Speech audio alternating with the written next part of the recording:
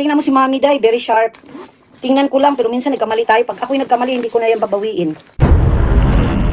Wala sa akin yun, Day. Once nga nailabas ng mga items, Day, wala na sa akin yan, Day. Di ko na, iniisip ko na lang yan pag minsan naglalaro tayo ng slot machine. Ay, natalo ako. Pag nawala na sa akin yung yung baywa, may mga taong talaga mga scammer. So ayun, kumusta mga kanoisy? Welcome back sa ating YouTube channel, Pilipinoisy. So ngayong araw, again mula kay Raymond the Narrator. Meron itong pamagat, meron itong pamagat na sponsor ni Pugong Biyahero na si Ma'am Beth. Umiyak na, humingi na ng pasensya. So since na-curious ako dito, kasi umiyak na tapos humingi ng pasensya. So panoorin natin ito mula kay Raymond the Narrator. Siya yung nag-compile dito. So credits to him.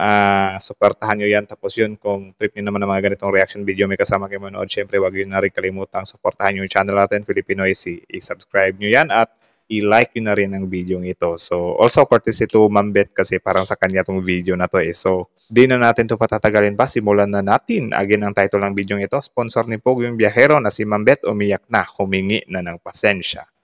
Start. Tingnan mo si Mami Day, very sharp. Tingnan ko lang, pero minsan nagkamali tayo. Pag ako'y nagkamali, hindi ko na yan babawiin. Wala sa akin yun, Day. Once nga nailabas ng mga items, Day, wala na sa akin yan, Day. Di ko na, iniisip ko na lang yan pag minsan naglalaro tayo ng slot machine. Ay, natalo ako. Pag nawala na sa akin yung yung baywa, may mga taong talaga mga scammer, hindi magbayad. Iniisip ko na lang, naglaro ako ng casino, natalo ako. That's it. Sana in the respect of Holy Week, kaya sabi ko, kahit anong tigas ninyo, isang pitik lang kayo ng Diyos, magkaroon lang tayo ng, we never know, lumayas tayo, as I said nga ako pa naman magsalita, parang may black something sa dila. Ayusin natin ang pamumuhay natin na sa edad natin ngayon na hanapin ninyo kung anong mission natin sa mundo. So ito na ata yung parang kakambyo na siya, no? Sana hindi nga. Puro galit, hindi puro panghuhusga. Kasi kung ang Diyos na day, ang umiikot ng wala talaga tayo dahil. Kaya hanapin ninyo ang mission natin kaysa mga chismosa dyan na walang naambag. Dahil ang karma pa naman dahil hindi kaagad sa inyo. Maari sa nanay mo, lalo na sa anak mo. Naku sa mga po. mahal mo sa buhay dahil re-risk back ang karma, hindi ikaw. Naku. Ayaw ko nga magpakarma. Buti kung ako nalang karmahin. Kung karmahin yung mga anak ko, yung apo ko, yung mama ko, di nang himatay ako. Yun lang sinasabi. Takot pala sa karma si Madam, ano? So good thing din yun na takot siya sa karma. Sabi ko, isang pitik ka lang ng Diyos dahil sobra na kayo, naawa ako sa inyo. Tas Holy Week, wala kayong respeto sa kapwa. Tandaan ninyo yung karma ninyo. Maaring di man ngayon, bukas, maaring yung sinasabi ko, paano kung one day, na-rape yung anak mo naglalakad, wala kayong sakyanan, binigyan ko lang kayo kasi alam namin yun. Dahil ang daming problema sa mundo. Napatay yung anak mo, nasagasaan. Isa yun sa tas doon mo nasabi, oo pala, nakapagsalita pala ako. Kasi kaya ang karma day ha, yun ang sinasabi ko, hindi kayo ang pakarmahin. Ayan ang mga ito, yung mga ungrateful. Hindi mo alam day, na rape ang pamangkin mo. Wala kang bodyguard sa pamangkin mo. Whereas dito, hinahatid ng sakyanan ang mga bata sa eskwelahan. Dito mismo sa may harapan ng bahay mo. Hindi yan iiwanan ng bus na hanggat walang parents makalabas. Kaya yun sana ang tandaan ninyo. Tawa-tawa kayo dyan, di mo alam. Kaya nga ayaw ko ng ganyan Pero mo yun. Sino ba yung pinapatamaan niya, guys? Sa atin, wala pa namang sundo. Dito, safe ang mga bata pag hinahatid. Kaya sana, wag naman sana mangyari, binigyan ko kayo kasi nakakatakot ha. Ang revenge dahil ng Diyos, grabe para matauhan ka. Hindi sa atin. Kaya yun nga nakakatakot Kasi correct ko lang to. Parang hindi naman nagre-revenge yung Panginoon natin, men. Like, hindi niya naman gagawin yun sa ating mga tao na gaganti siya sa atin. Mapagpatawad nga ang Diyos, di ba? So, ewan ko kung anong sinasabi niya na revenge or ano. May narinig nga ako dati na yung karma daw ay hindi mula sa Diyos. Like, planan mo, anak mo, pamangkin mo. Labas mga religious. Sus ko, napakasakit noon dahil sobra kayo.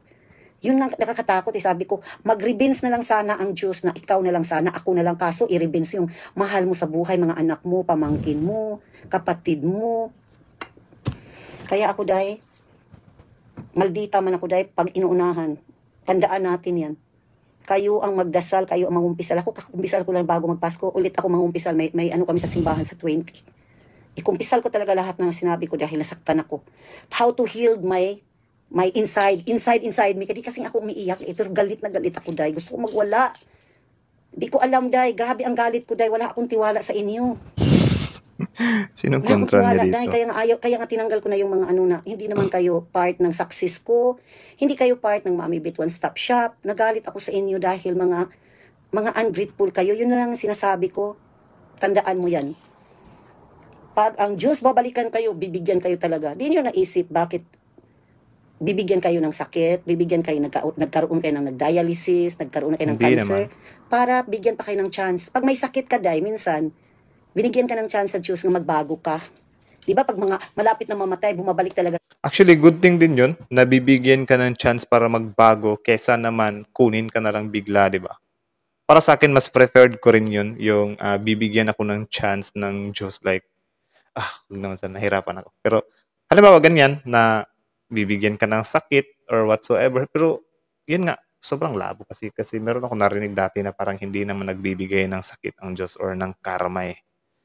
Siguro yung mga pagsubok lang or normal talaga na mangyayari sa tao yung pagsubok. Pero hindi kagustuhan daw ng Diyos yan. Ewan ko kung saan ko yun narinig.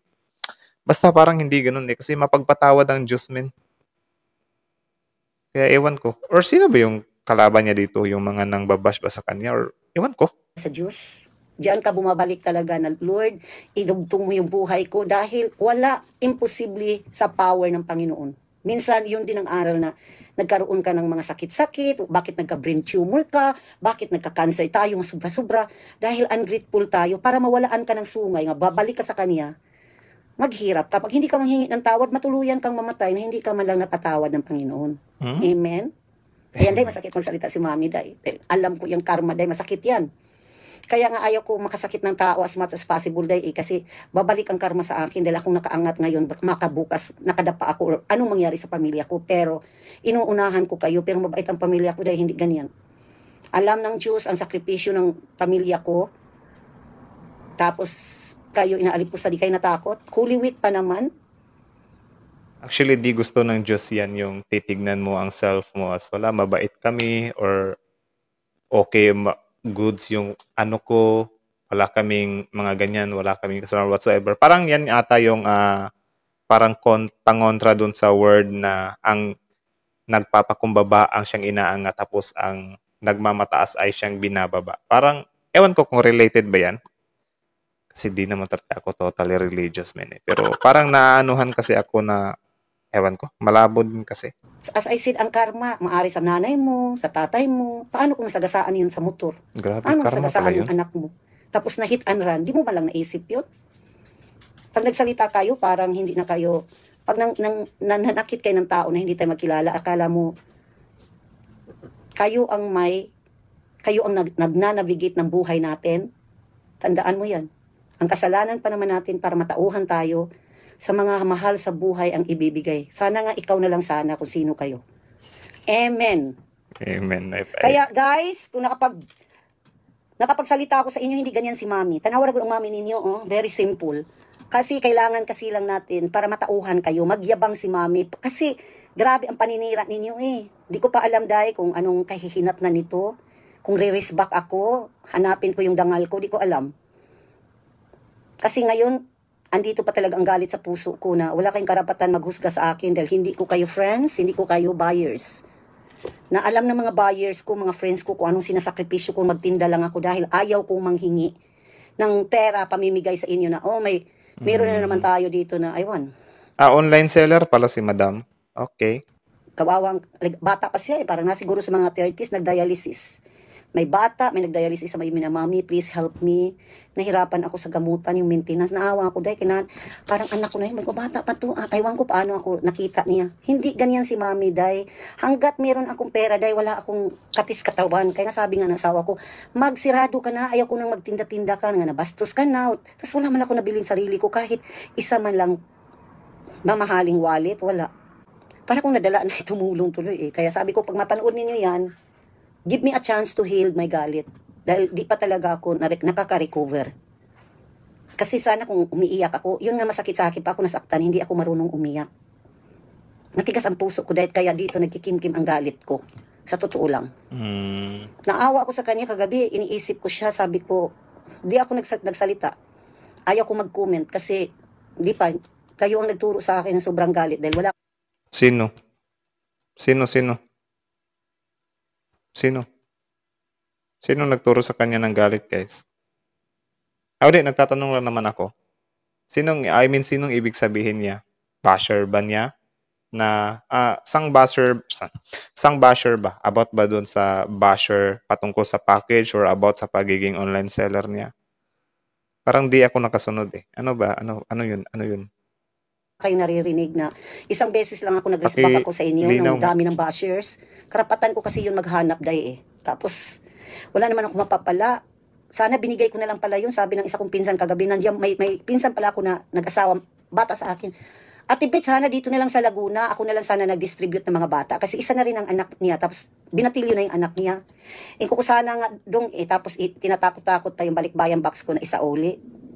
Wala naman, di na ako nakipag-usap nila ni Pugong, ayaw ko makipag-message. Kasi damage done na eh. Sabi ko kung alam ko lang, ang daming nangangailangan, meron pang ano dito na sa Gawad Kalinga, ewan ko saang lugar, ma'am, baka pwede kayo mag-sponsor sa akin sa Gawad Kalinga, ganito, ma'am, ipalo mo to si ganito, ganito. How I can trust you? Honest lang, sa tanang buhay ko, I'm 57, ngayon lang ako nakakita ng mga taong ungrateful na grabe. Parang hindi na sila mamamatay. Ayan oh, mga ungrateful kayo, parang hindi na kayo mamamatay dahil tapos, okay din kahit ano. Natawa lang ako sa word na parang hindi na mamamatay. Tama nga naman kasi lahat naman tayo ay namamatay, di ba? Natawa lang ako dun sa part na yun. Ramdam ko Pangyaman yung ninyo, gigil. dahil stable ninyo, pitikin kayo ng Diyos, dahil aywan lang. Ito ang mga taong mga marites kung saan ito. Kasi dahil sa 3 million ninyo, buti sana kung mapitisyon ninyo ako dahil mapauwi ng Pilipinas. Siguro revenge ninyo.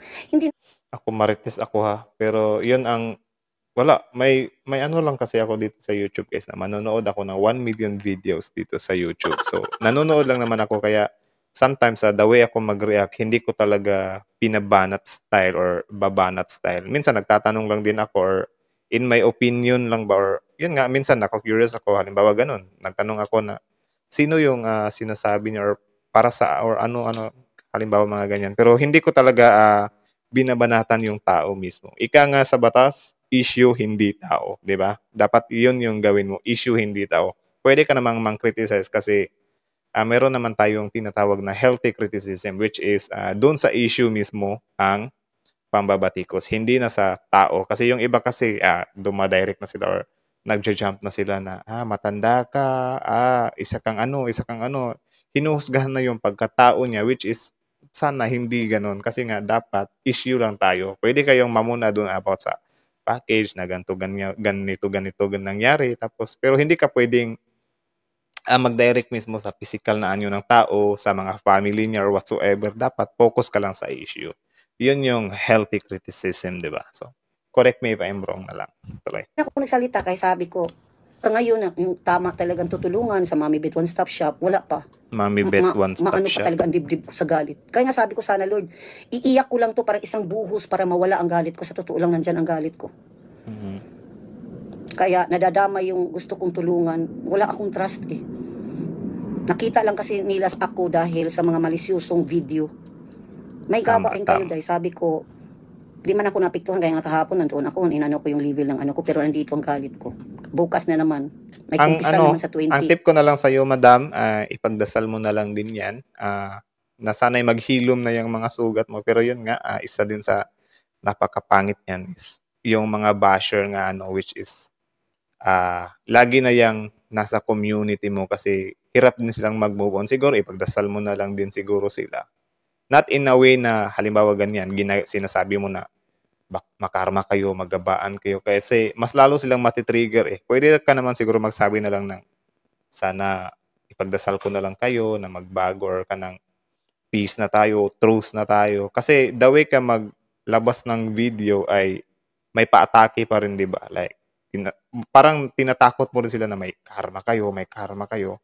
Pero yun nga, di din naman ako makakapag-judge dyan kasi yung ano mo naman yung nasaktan eh, yung pride mo, yung pagkatao mo, which is sa kabila naman sa mga basher mo naman, yun din yung natamaan nila yung pride nila or yung ano nila, 'di ba? So sobrang hirap talaga niyan, men.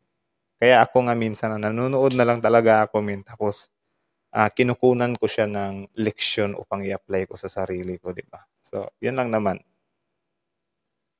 take it or leave it na lang sa walang kwenta kong advice, di ba? face to face. Mangumpisal na naman ako na i-healed ako ng Diyos na mawala yung galit ko. Sobra Sana kong nga. galit.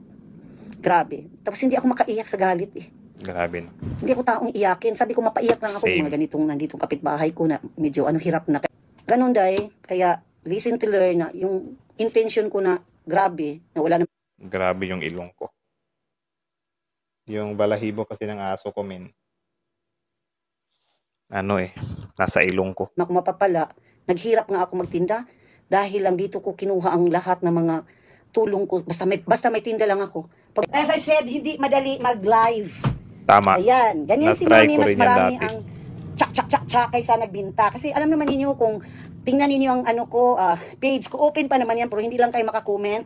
Tapos, I make it sure this time na ang papasukin ko, hindi ko mga Basher. di sakit sa ulo. Wala, kaya nga sabi ko, 20 is enough na sa akin na manood. Kasi di ako nanonood ng, naabot ng 50, 200, 300. Walang binta yan.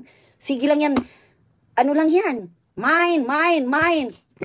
Kaya pasensya kayo ha, hindi kayo maka-message sa akin kung hindi na tayo friend. Tama na, pagod na si Mami. I need right now it's 12:28, please matulog na kayo. 11:28 na po sa Pilipinas. Sa Japan is mag 2 o'clock in the morning. Pasensya na ha. Kaya nga sabi ko, binigyan ko lang kayo din ng kaunting wristback, kaunting pitik. Para alam din ninyo na, ay, may class pala to si Lula ninyo. Kahit Lula mataba ko, I don't even care. Alam nga bang kasing ganda ko yung anak ko at saka apo ko na, may apo na ako ha.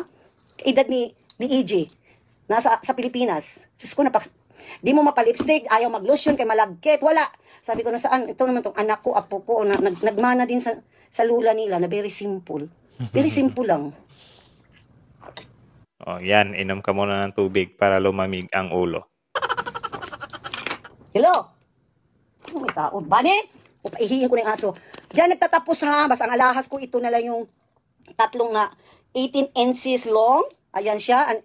18 carats Dubai. This is a Tiffany hardware. Ayan ha. Nakaset Magkano ba siya.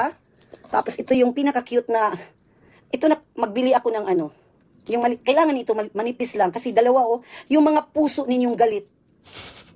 Yung mga galit ninyong puso, Focus lang. buksan natin. Lagyan natin kayo ng holy water.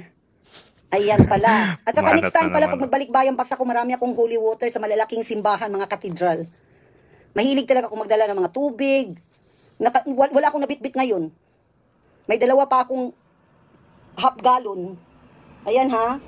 Ang ganda. Earrings ba yan? Diba, very simple. Di kailangan natin na Yung ano pala niya, online sell niya is mga ginto at bags. alahas pang araw-araw lang para sabihin natin, this is too much ha, too much na ni. Ayaw mo pag too much, kung mag too much mo og ka, mahilig mo, ako sa mahilig kog pulsta ka ng bracelet lang, ayaw na mo pag hibi og kuan ka ng, gamay na lang ka ng kuan, hikaw, ito ha pendant, ito pendant. Ang ganda no? Kaya nga, ito na yung mga paninda ko. Pero may mga fancy din tayo na hindi siya, like this one, Kate Speed. Gusto niyo fancy, hindi to siya hindi siya namumuti, basta wag lang yung masyadong pawisin kayo. Siyempre, this is only for fashion. This is only Kate Speed na bangle. Ayan Kate Speed. Andito yung bag niya. Ngayon, kasi ang mamahal na ito na lang yata ang natira, or aywan ko. Kasi binili na rin sa isang seller yung yung mga bangles ko. Kasi hindi yan nagtatarnish. Lalo na yung mga may mga pangalan, mga turi, pero ang mahal 18 carats ba? 18 carats. ng turi. Grabe.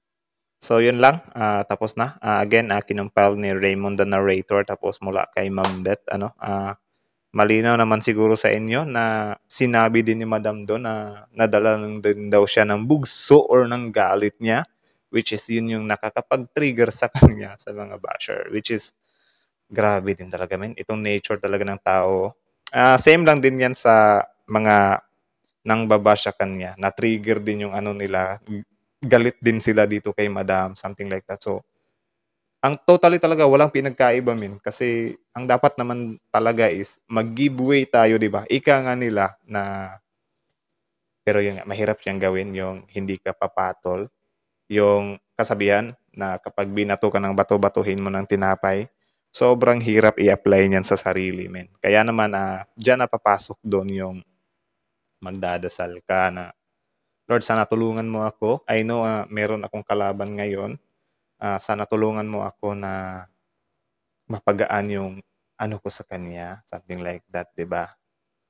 So, parang gano'n lang. Actually, gumagawa lang ako ng mga ganitong video or nanonood lang ako kung saan, gusto ko rin panoorin yung side ni madam. Kaya kayo, siguro hindi naman sa pang-aano, pero kapagka nagko-comment kayo, ile-lessen niyo na rin yung galit.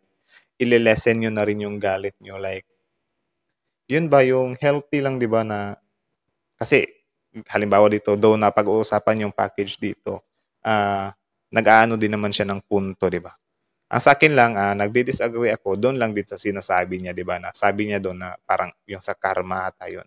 Though hindi malinaw sa akin 'yun kasi 'yun nga, paulit-ulit kong sinasabi na parang hindi naman nagbibigay kasi ng karma yung Diyos, 'di ba? Kasi 'yun nga, mapagmahal nga yung Diyos natin at saka mapagpatawad. Grabe, sobrang ano talaga 'no,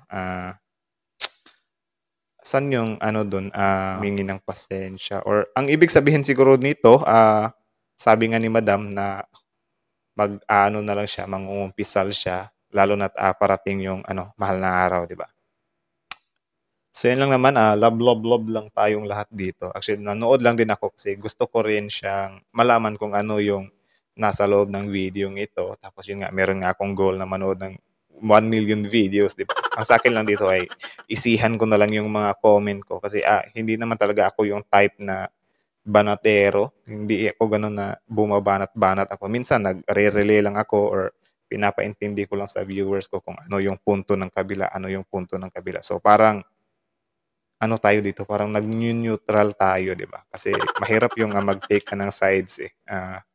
Bugso lang ng ano or galit lang yung, mai-aano diyan sa sarili mo, which is ayaw ko ng gano'n, kung maaari lang. So, again, yun lang, much love, much love. Sana nga matulog na itong isyung ito ano, at saka yun nga, yung darating din ng araw na si Ma'am Beth ay yun, kakalma na siya, mag-aalang-paki na siya. Kasi marami naman tayong mga ano diyan guys, mga sikat ngayon na naha-handle nila ng maayos yung mga basher nila, 'di ba? Like for example, si Tony Fowler na wala siyang paki sa mga basher niya, kinabukasan okey na naman ulit, something like that.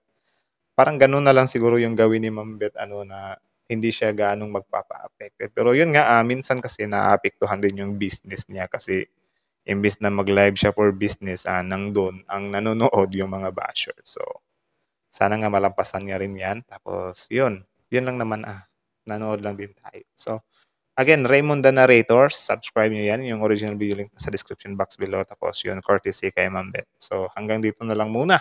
Filipino is out.